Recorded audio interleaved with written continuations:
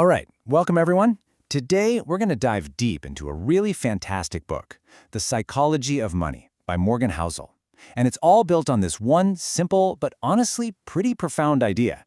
When it comes to money, how smart you are doesn't matter nearly as much as how you behave. It's not about what you know, it's all about how you act. So that leads us right to the big question, the one that's really at the heart of this whole thing. How is it that people who are just brilliant, with the best degrees, the biggest paychecks, the sharpest minds, how do they end up totally broke? Well, the answer isn't going to be in some textbook or a complicated spreadsheet. Nope. It's all about psychology. It's about our relationship with greed and fear, our own personal stories, and, the things we tell ourselves about what money is even for. And to really get a handle on this, Housel doesn't hit you with a formula. Instead, he starts with a story. It's this powerful true story about two guys who took completely different paths in life and ended up in wildly different financial places. Really, their stories are the perfect setup for everything we're about to unpack. Okay, so just take a look at this. The contrast is just wow. On one side, you've got Richard Viscon. This guy was the textbook definition of success, right? Harvard MBA, a top exec at Merrill Lynch. He was so successful, he retired in his 40s. He had a mansion with 2 pools, 2 elevators. The monthly upkeep was over $90,000. But here's the catch.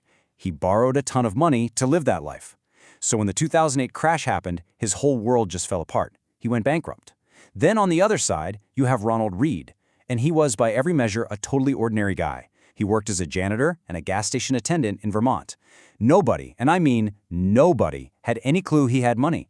But when he died at 92, this quiet, humble man left over $8 million to charity. A fortune, one he just quietly built by saving what little he had and investing it in blue-chip stocks for decades. So what's the big takeaway here? It's that the janitor, with absolutely zero formal training, completely crushed the Harvard executive. And this story just perfectly nails the book's main point. We're all taught to think about finance like it's physics, a hard science with these strict rules and formulas. But in reality, it's much more like psychology. It's a soft skill. How you behave, your patience, your humility, how you handle greed, those are the things that actually matter, way more than any fancy degree or complicated spreadsheet ever will. Okay, so let's jump to the next big idea, because you'll see how this whole behavior thing keeps building. We've all seen it, right? People making money decisions that just look completely nuts from the outside. Like, why are they buying so many lottery tickets? Why take on all that debt? Or why are they so scared to invest? Well, Housel's point is that nobody is actually crazy. Our choices make perfect sense to us because we're seeing the world through our own unique filter, our own life story. Just think about this for a second. Everything you learned about money, it was probably shaped by your parents, right? The generation you grew up in, the economy you saw as a kid. Your own personal experience is this tiny sliver of everything that's ever happened in the world. But it probably accounts for like 80% of how you think the world works. What you've seen with your own 2 eyes is just so much more powerful than anything you could ever read in a book. And this chart, it lays it out perfectly. Look, if you were born in 1950, what did you see in your teens and 20s? Stocks went nowhere, and inflation was crazy high. So your experience taught you that stocks are a terrible investment and your money just gets eaten away. But what if you were born in 1970? You saw stocks go up 10 times over. Your lesson was the stock market is a machine that prints money. Then someone born in 1990 saw something else entirely. Strong growth, low inflation. See? None of these views are wrong. They're just born from completely different realities. So it looks like a genius investment to one person might look like insane gambling to another, and they could both be right based on what they've lived through. All right, this leads us to another huge piece of the puzzle, one we don't like to talk about much, the inseparable twins of luck and risk. It's so tempting to look at successful people and say, wow, they did it all with skill and hard work. But we tend to ignore the huge role that pure chance plays, things that are completely out of our control. The truth is, every single outcome in life is a mix of your effort and just random chance. Take a look at this number, 1 in a million. Those are pretty long odds, right? Well, those were the odds that a teenage Bill Gates would happen to attend one of the only high schools on the entire planet that had a computer, back in 1968. Think about that. It wasn't just a small leg up. It was a 1 in a million head start. It gave him thousands of hours of practice before almost anyone else's age. It was pure, absolute luck. And that lucky break? It was the spark that eventually became Microsoft. Now here's that exact same number again. 1 in a million. But this time, it represents the flip side of luck. It represents risk.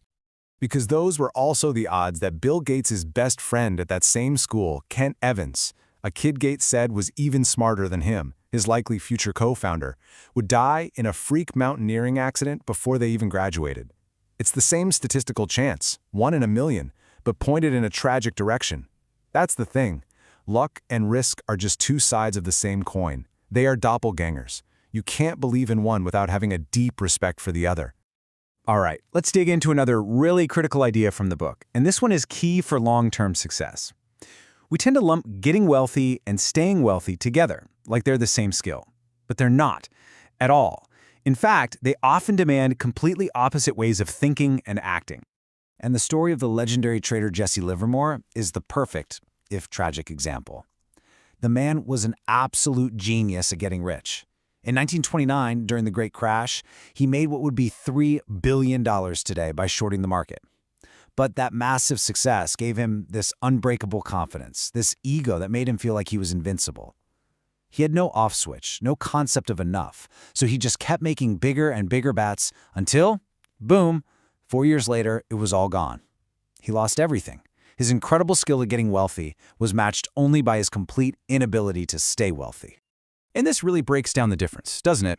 Getting wealthy is all about taking risks, being optimistic, putting yourself out there. But staying wealthy, that's a different game.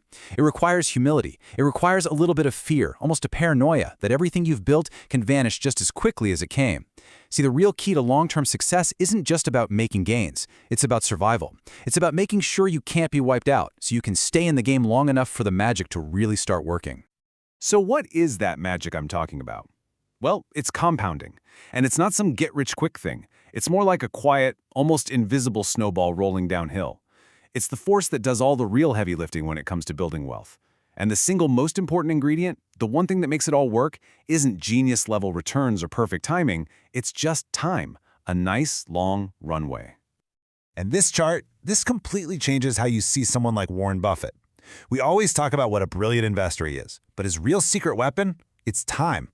Get this, of his $84.5 billion net worth, more than 99% of it came after he turned 50. Let that sink in.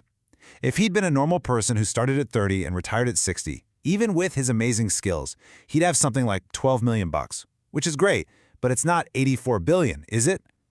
His real genius isn't just in how he invested, it's that he's been doing it for over 75 years. And if you need any more proof, look at this. You've got Jim Simons, this math genius hedge fund manager. By the numbers, he's a way better investor than Buffett. He compounds money at an insane 66% a year. But he didn't get started until he was 50.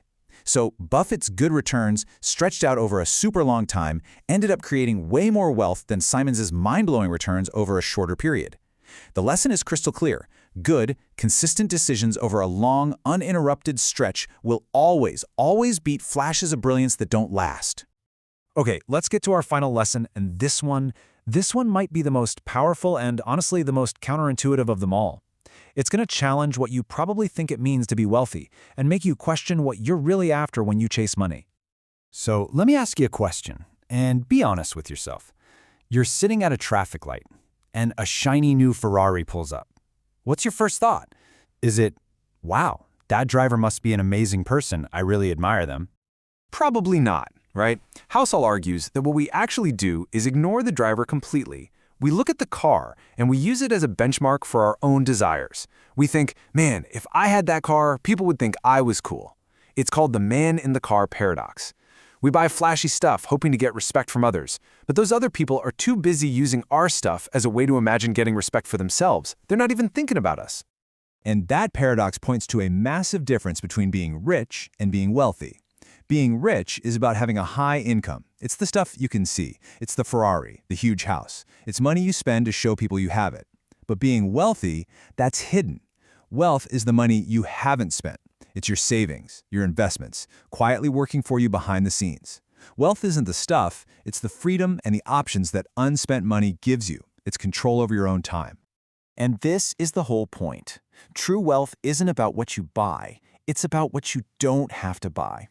It's the freedom to wake up and say, I can change my life today. It's the ability to take time off when you're sick, or to walk away from a job you hate, or to retire on your own terms. That kind of control over your life, that is the greatest return money can ever give you.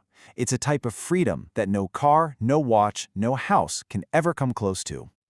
So that brings us to the end. We've seen that how you act matters more than how smart you are.